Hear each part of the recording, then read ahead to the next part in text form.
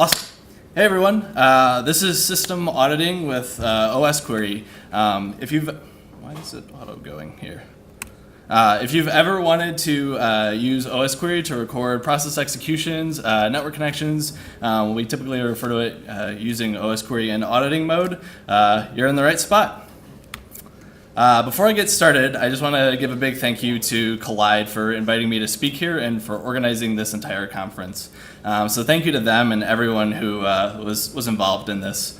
My name is Chris Long, and I work on the incident response team at Palantir.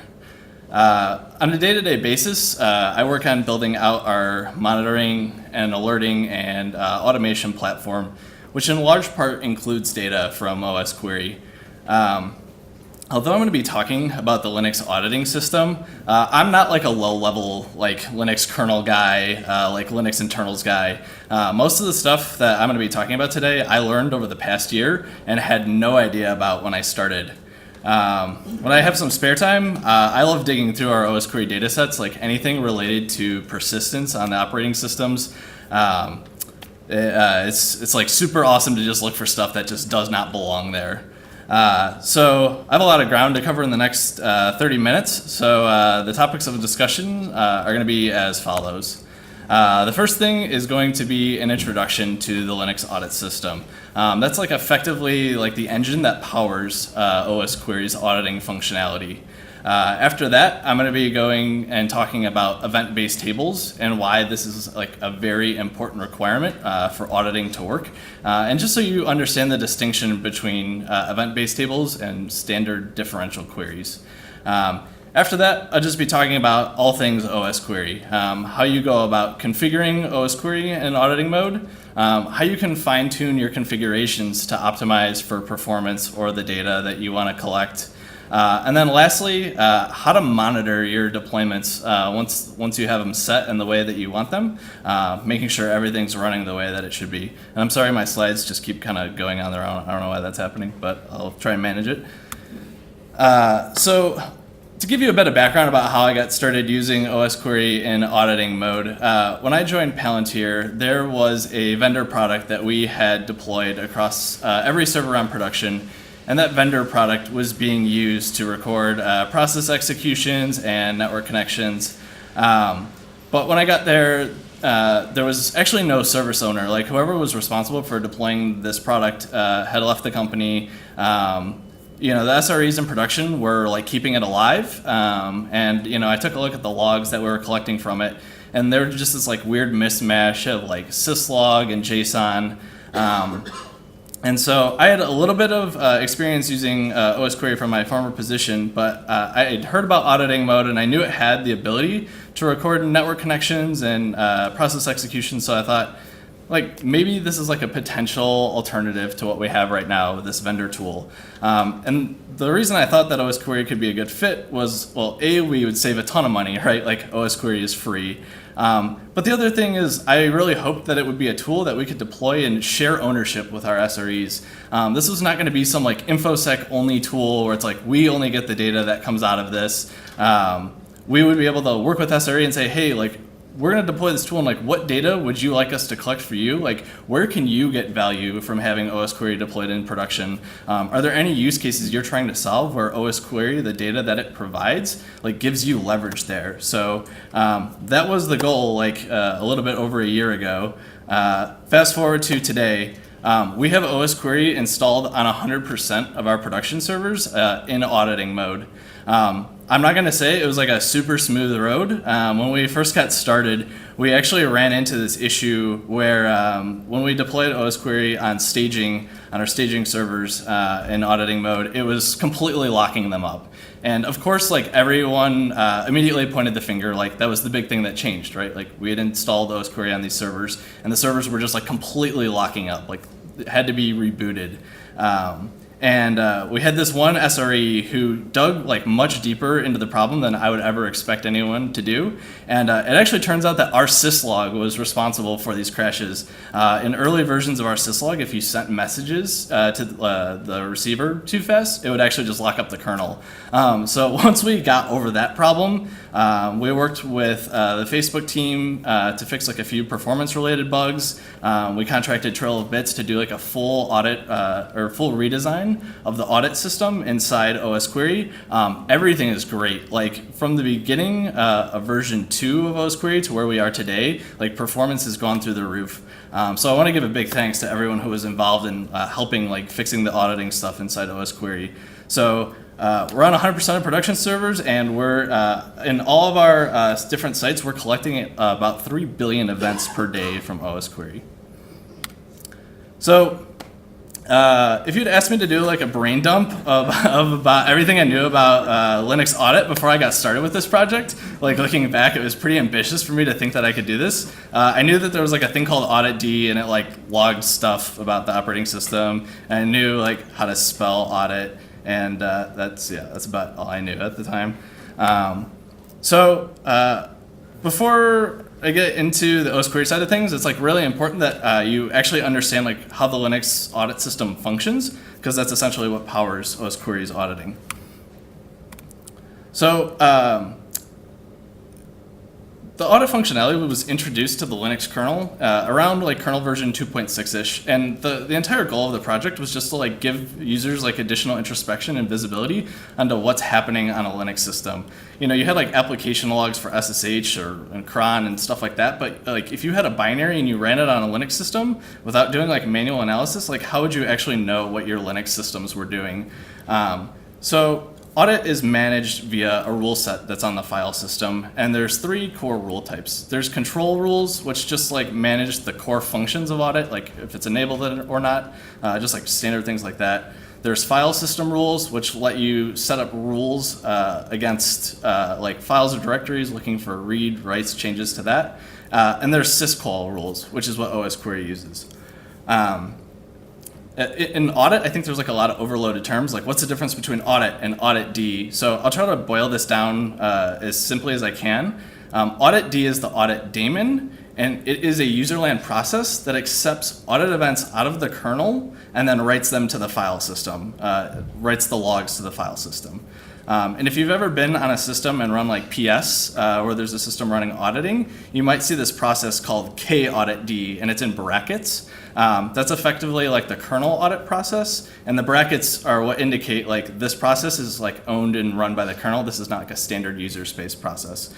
So there's a lot of like very similar terms, and some of them mean the same things. So this is just like a pretty simple chart to kind of break components down. You don't have to memorize anything. Like the big takeaways here is that that red box is audit control. We're going to talk about that very shortly. But effectively, like the kernel generates audit messages.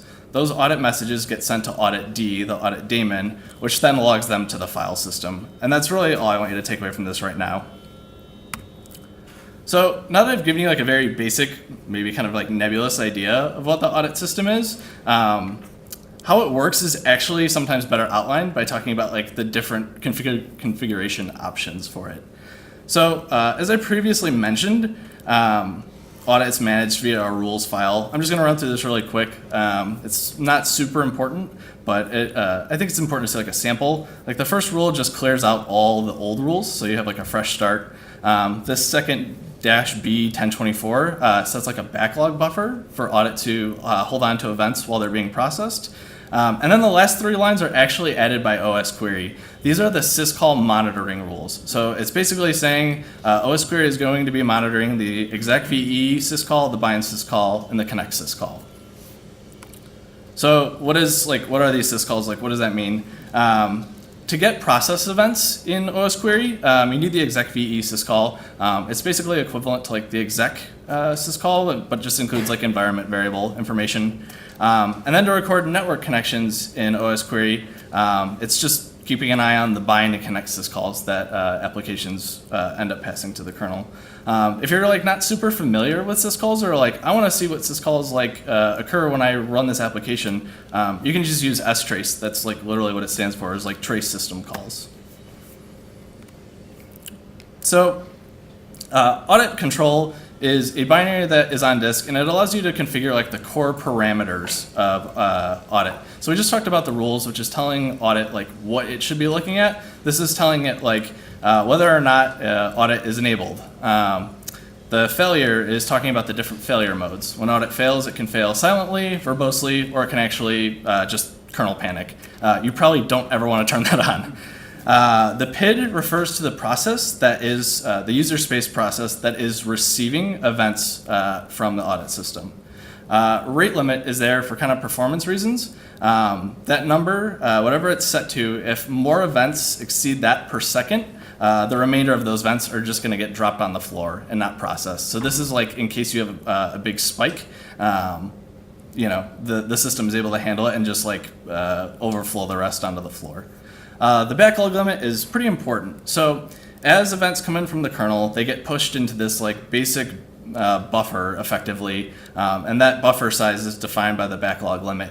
And while they're in this buffer, they're getting pulled out by whatever the user space process is. Maybe it's audit-d, maybe it's Osquery, whatever. But if that process is not fast enough at pulling stuff out of the buffer is going to start to fill up, and eventually it's going to overflow. And when it does overflow, those events are just lost. They're dropped on the floor, and you're going to see that lost line start to increment a little bit. So like kind of keep in mind that there's a lot of ways for audit to stay performant by just like dropping events on the floor. So this is probably almost never going to be like 100% lossless solution for anyone. And when I first got started with using Osquery in auditing mode, like I felt like everyone was just telling me like, hey, like you can't run audit-d and Osquery-d in auditing mode like at the same time. And people would tell me this like over and over, and I never understood why until I started digging into it. And so this is actually like a live action photo of audit-d and Osquery-d fighting to the death over the audit netlink socket, which is exactly what happens when you run them at the same time. So to kind of illustrate what I'm talking about when I say that, this is an excellent diagram from Ryan Huber at Slack. I borrowed this because it's just such a great representation. You have software, your software generates syscalls, and those syscalls ultimately end up in the kernel. And as they get there, they pass through the kaudit-d process. If kaudit-d is configured to do so, it generates events, audit events. And those audit events ultimately end up passing through to the audit netlink socket. And then you have a user space program that might be GoAudit, it might be Osquery, it might be audit-d, and that program is connected to the audit netlink socket. And the reason they fight over it is only one program can be connected to the audit netlink socket at a time. At least that is my understanding at this time of writing. So don't run them at the same time, one at a time, or they will just fight over that socket and you will lose events inevitably. So at this point, you guys are probably like, why is this guy talking about Linux auditing like I thought I was at QueryCon? Let's start talking about Osquery. Why are we doing this? Like, you probably want to record process executions and you want to record network connections, maybe from like high sensitivity servers. One of the main benefits is that there is no kernel module required to use Osquery in auditing mode. If you go buy a vendor product that advertises like recording network connections and process executions, like very likely they are going to hand you a proprietary, I don't know why this is happening, proprietary kernel module that may not work with certain kernel versions, may not work with certain flavors of Linux. And may have stability issues. Like if the kernel module is not compiled correctly, it may like just panic the whole box if you hit an error. So very nice to not have to rely on like proprietary like closed box code here. The logs that Osquery put out from audit are beautiful. Man, it's like there's a ghost hitting the right key or something. And the logs that it output are also like super useful for writing detection rules and incident triage. We've had people we've had like services go down in production and somebody just come to us and be like, hey, like, can you tell us like who ran this command within the last week? Like, we think somebody ran this exact thing and it took down XYZ. And we can go back to them and be like, yeah, like we actually have those logs through Osquery. Like, let us go back and dig and like we'll get back to you. Like, we have this answer. It's in our log data. So to kind of highlight what I was saying about Osquery having beautiful JSON logs, I thought I would do so by showing you what a sample of audit-based logs look like. This is just running curl google.com.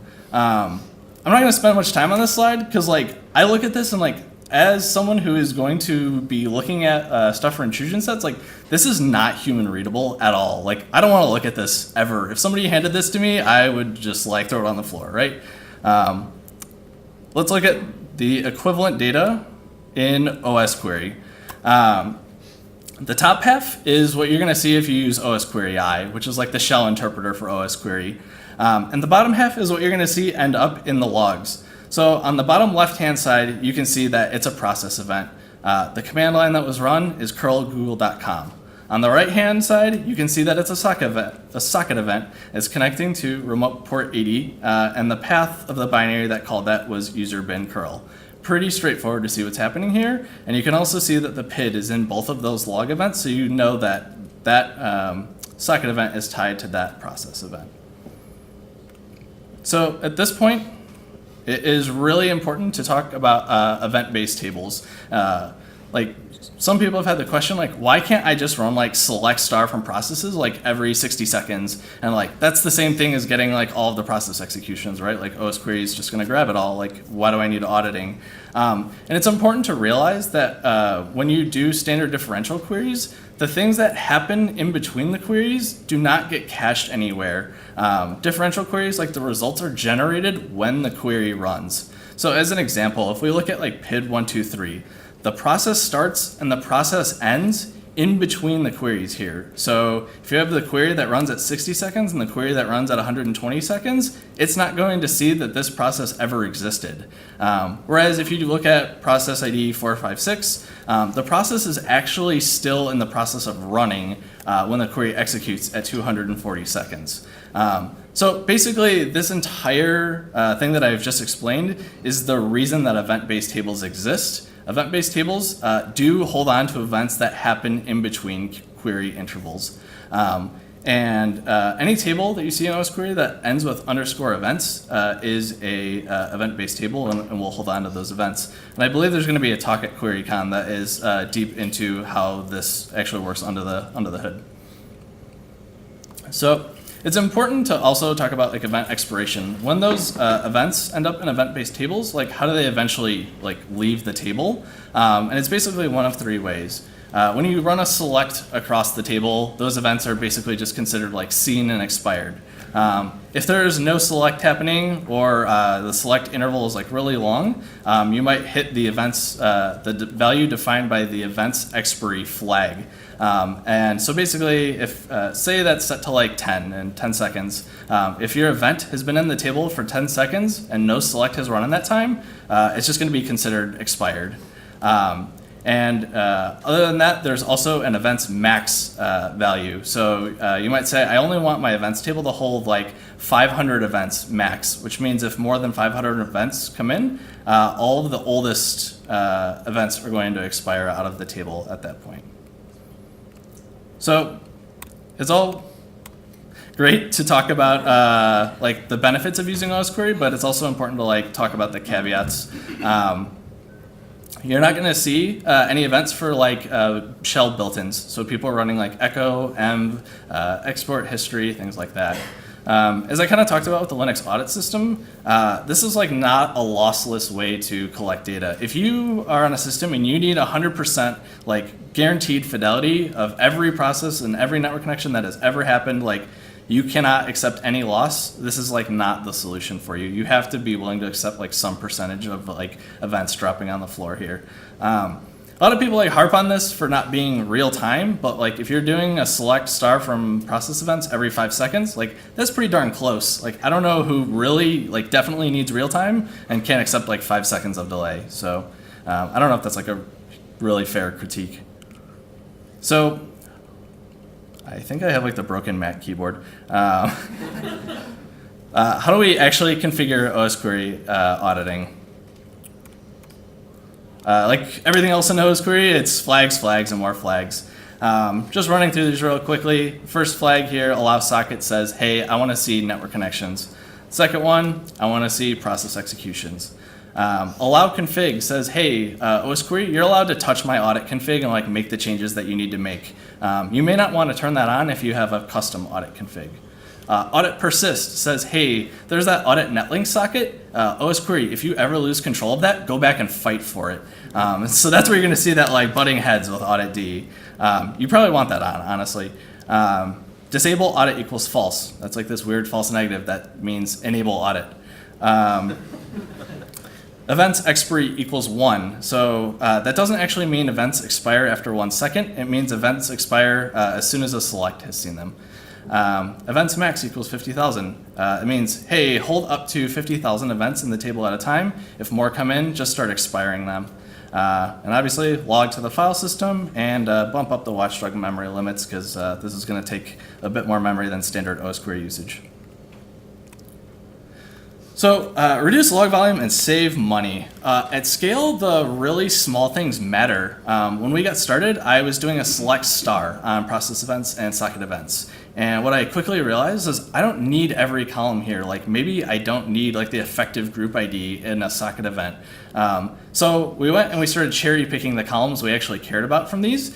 And what that meant was the size of each log dropped by about 30%. Which is like, cool, I dropped like a couple characters in this log entry. But when you're doing this at scale and dropping 30% of the log size from every log, that means you lower your entire logging volume by 30% effectively. So we got huge savings by doing that. Filter out like the noisy stuff with like the SQL command. You know, you can do select star from process events where process not equal, whatever. You can filter stuff out easily. Very low performance hit for doing that. Like, do you really need people like running awk or cut? Like, probably not compromising your system with those binaries. Consider also only recording successful socket events. So there's actually a column that tells you whether or not the connection was successful. Like, there is definitely value in having failed connections, but that might be a significant percentage of your overall events. So we got a lot of savings just by dropping those.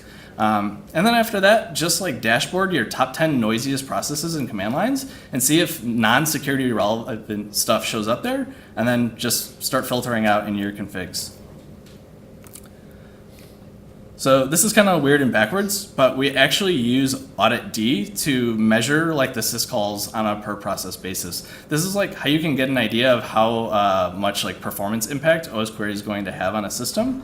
Audit-D has these two really cool programs called AU Search, which lets you dig through the audit-D logs for events like based on certain search criteria. And even more helpful is AU Report, which gives you like a summary of the audit system logs and like how many syscalls each program is making.